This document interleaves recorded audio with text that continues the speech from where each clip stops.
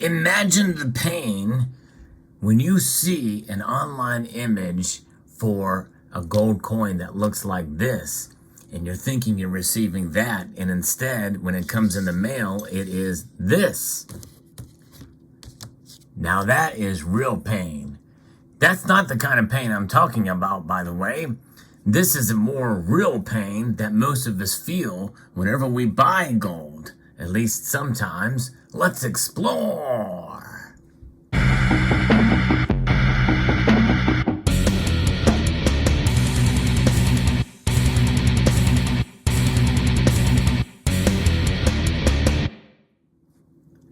It can't be stressed enough that we should do our due diligence whenever we make a purchase from anywhere.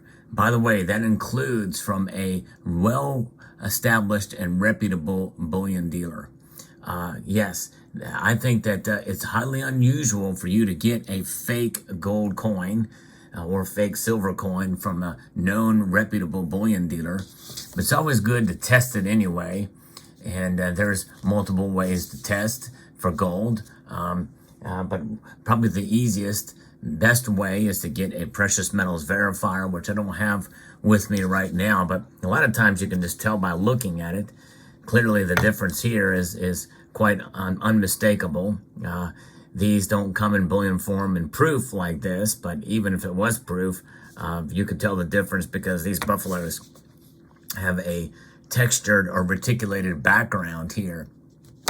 And this is obviously much lighter, weighs a whole lot less, the same diameter and the like. But again, that cannot be stressed enough and emphasized enough. It is paramount to know what you're buying is genuine, to trust but verify, and no matter the source. But what I'm going to be talking about here is something a little different in terms of the kind of pain that most of us can probably relate to.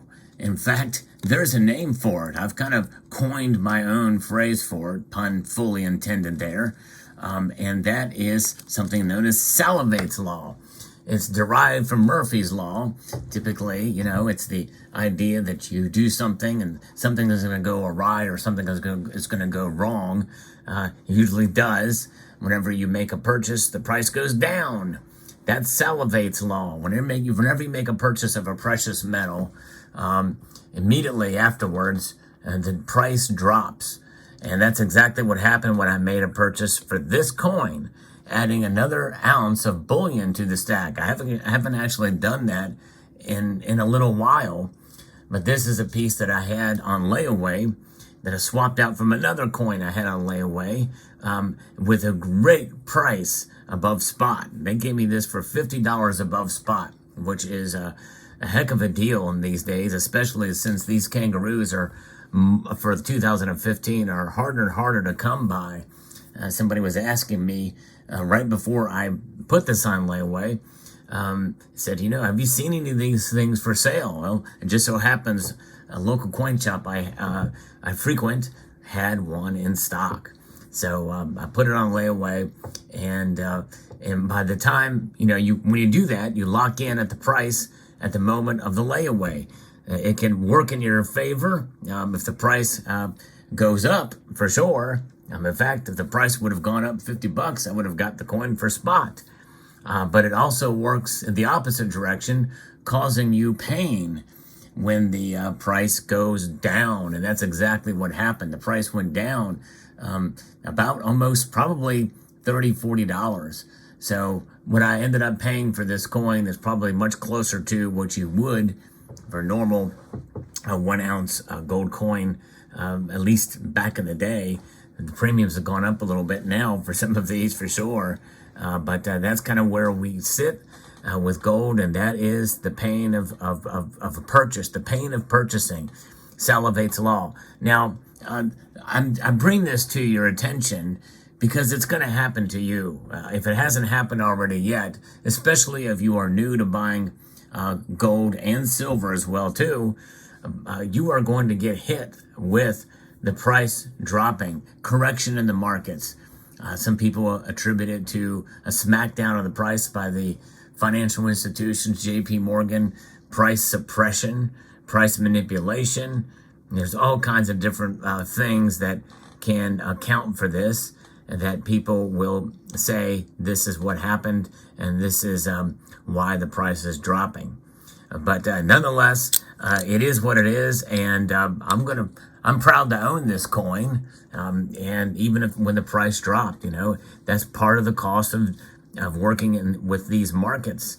And in the end, I am not disappointed, not one iota. And I'll tell you why, because I still have 1 ounce of gold in my possession.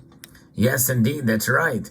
And when you think about it, you are in the plus column when you own gold. And I feel especially gold because it does not react as wildly as silver does. Gold is a metal, and this is why I encourage people, have put out a challenge earlier in the year for anybody and everybody for this year, no matter what your income level, to push hard to get 1 ounce of gold in your stack. There's something about 1 ounce of gold, feeling it in your hand.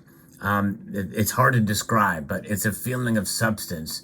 It has that density. It is whole. A 1 full ounce of pure gold in your stack. Now, it can also be an eagle as well too, which is actually over 1 ounce, but it has 1 ounce of gold in it. But it's a 22 karat gold coin. But there's just nothing like holding 1 ounce of gold in your hand, feeling that weight.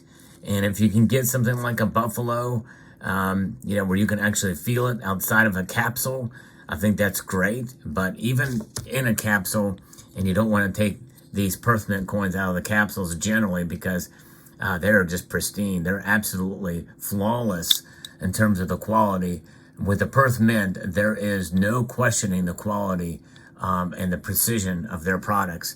And that's one reason. And this happens to be my favorite kangaroo design, by the way.